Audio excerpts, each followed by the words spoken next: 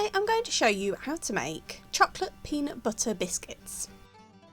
You will need 300 grams of peanut butter. I used smooth, but you can use crunchy. 75 grams of caster sugar, 75 grams of self-raising flour, 1 egg, 1 tablespoon of cocoa powder, and 2 tablespoons of milk.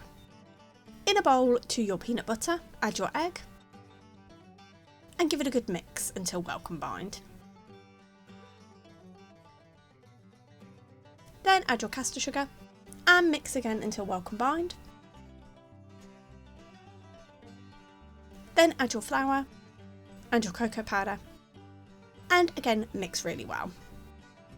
So you'll find that this will mix to a clumpy consistency, so it won't come together as a dough, but it will be a very kind of dry, clumpy consistency. At this point you then want to add your milk, and this will then bring it together into a nice biscuit dough. And then you want to roll it out. I rolled mine out to a 1 centimetre thickness.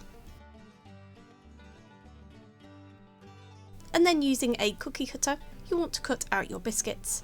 Mine were smaller cookie cutters, but you can use whatever shape you want, whatever size you want. And then simply pop your biscuits onto a pre-lined baking tray with baking paper. And then bake in a preheated oven at gas mark for 180 degrees centigrade or 160 fan assisted for 15 to 18 minutes. And there you have it. That's how you make chocolate peanut butter biscuits.